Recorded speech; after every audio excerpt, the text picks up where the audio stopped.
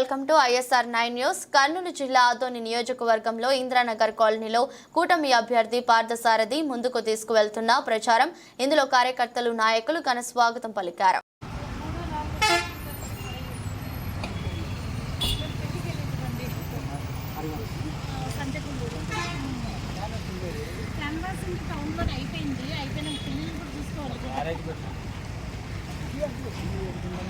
ఇప్పుడు వాళ్ళు కూడా ఓటర్సే మాకు ఒకే చోటు ఉంటారు అందరూ.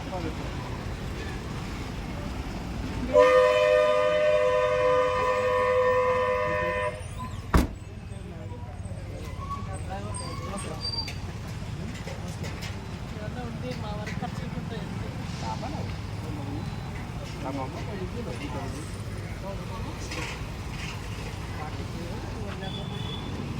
దానికి కూడా ప్రపంచ బిల్లు ఉంటే ఎక్స్ట్రా చాలా ఎండ ఉంది.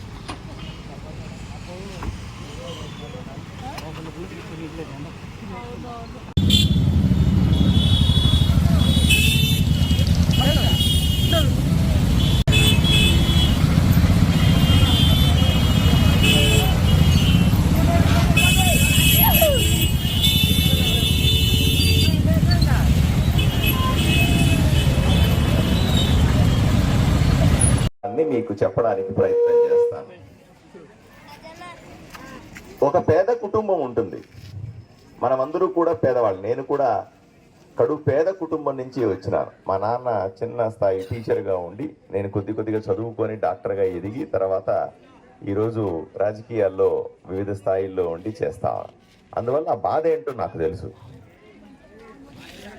ఒక పేద కుటుంబం తీసుకుంటే భార్యాభర్త ఉంటారు, అమ్మ నాయన కానీ అత్త మామ కానీ ఉంటారు, మనకందరికీ కూడా పిల్లలు ఉంటారు.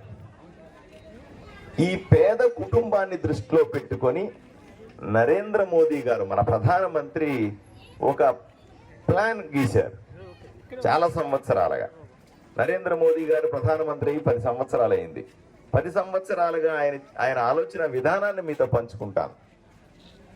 భార్యాభర్తలకు ఇద్దరికి కూడా తప్పనిసరిగా పని ఉండాల. ఒకప్పుడు భర్త పని చేస్తే ఇంట్లో భార్య ప్రశాంతంగా ఉండేది, ఇబ్బంది లేకుండా గడిచిపోయేది, ఆధారపడే వాళ్ళందరూ కూడా. ఈరోజు భార్య భర్త ఇద్దరూ పని చేస్తే తప్ప ఇల్లు గడవని పరిస్థితి ఏర్పడింది. నిజమా కాదా తల్లి? ఇద్దరు పని చేయాల్సిన పరిస్థితి. వీలైతే అమ్మ నాయన కూడా లేదా అత్తమామలు కూడా పని చేస్తే తప్ప ఇంకా ఎంతో కొంత మిగులుతుంది, ఏదైనా పెద్ద అవసరాలు వస్తే ఉంటది అనే ఆలోచన విధానమే ఈరోజు అందరిలో ఉంది. అది అవసరం కూడా. వీళ్ళందరికీ కూడా ఈరోజు పేద కుటుంబాలు కాబట్టి తప్పనిసరిగా ఉచితంగా బియ్యం ఇవ్వాలా అని నరేంద్ర మోదీ ఆలోచన చేసి కరోనా వచ్చిన దగ్గర నుంచి ఉచితంగా బియ్యం ప్రతి ఇంటికి ఇస్తున్నాడా లేదా? ఇస్తా ఉన్నాడు. నరేంద్ర మోదీ ఇస్తున్నప్పటికి కూడా ఈ జగన్మోహన్ రెడ్డి నేను ఇచ్చానని ప్రచారం చేసుకుంటున్నాడు. సరే పోని, వాడి కర్మ ఆడిపోతాడు. ఆ కుటుంబానికి సంబంధించినటువంటి ఆరోగ్యం కూడా ముఖ్యమైనదే. ఆరోగ్యం కోసం మీకందరికీ కూడా కార్డులు ఇచ్చారు, ఆరోగ్యశ్రీ కార్డులని. ఆ కార్డులో 60% డబ్బులు నరేంద్ర మోదీ ఇస్తారు మీకు అందరికీ కూడా. మిగతా డబ్బులే ఇక్కడ రాష్ట్ర ప్రభుత్వం ఇస్తుంది. పిల్లలున్నారు, పిల్లల్ని చదివించుకోవాలంటే మంచి బడి కావాలా లేదా? ఎందుకంటే అందరూ కాన్వెంట్లోనో పెద్ద స్కూల్లో చదువుతూ ఉంటే పేదవాడు మాత్రం ఈ గవర్నమెంట్ స్కూల్కి వెళ్తాడా అని అనుకుంటారు. గవర్నమెంట్ స్కూల్ కూడా ఇప్పుడు బాగు చేయాల్సిన అవసరం ఉంది. కానీ అట్లాంటి ఆలోచనతో ఏదైనా ఇంగ్లీష్ మీడియం స్కూల్కి వెళ్తే మన బిడ్డలు బాగా చదువుకుంటారు కదా అని ఏ తల్లిదండ్రికైనా ఉంటుంది.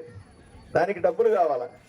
ఈ డబ్బులు కావాలని చెప్పి నరేంద్ర మోదీ గారు రాష్ట్ర ప్రభుత్వాలతో మాట్లాడి అమ్మఒడి లాంటి పథకాన్ని పెట్టించినారు.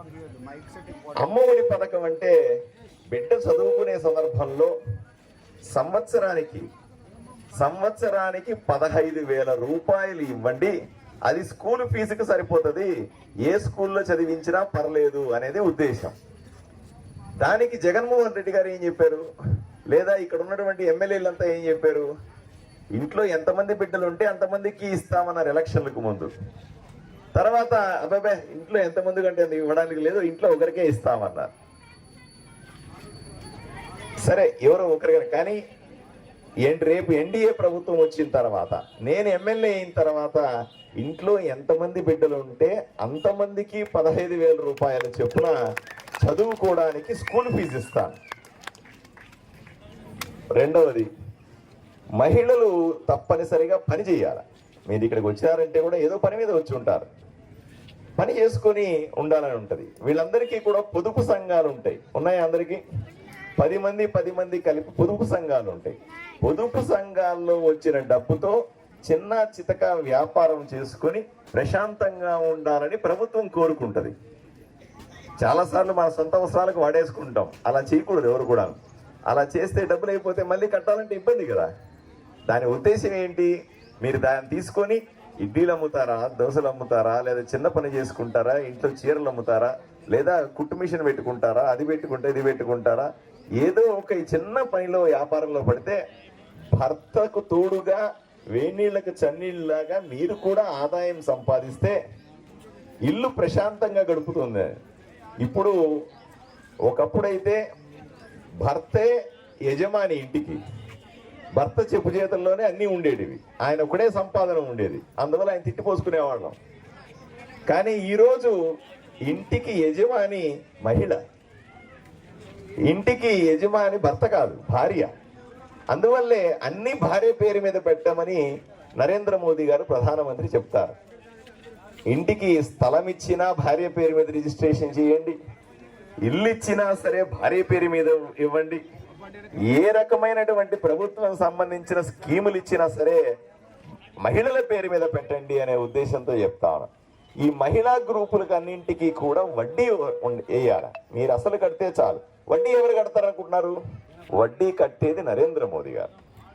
మీరు అసలు మాత్రమే కడితే చాలని వడ్డీ నరేంద్ర మోదీ మీ వైపు నుంచి కడతా ఉన్నాడు అన్ని గ్రూపులకి. ఒక్క ఈ ఊర్లోనే నాకు తెలిసి 4,000 గ్రూపులు ఉన్నాయి.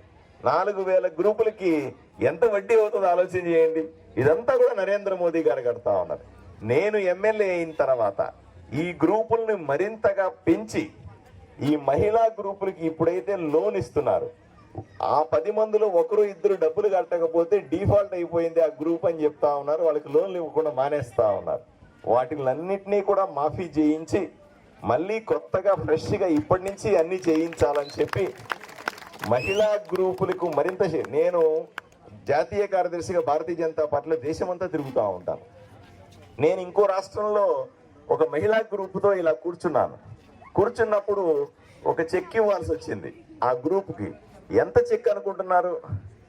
30 లక్షల రూపాయల చెక్ ఇచ్చాను ఆ 10 మంది గ్రూపులకి. ఆలోచన చేయండి అమ్మా. ఎందుకు ఇచ్చాను అలాగా అంటే, వాళ్ళు ఆ గ్రూపులో ఉన్న మహిళలు రెగ్యులర్గా బ్యాంకులో ఎంత ఇస్తే అంత టెన్షన్గా కట్టేసి వాళ్ళ చిన్న పనులు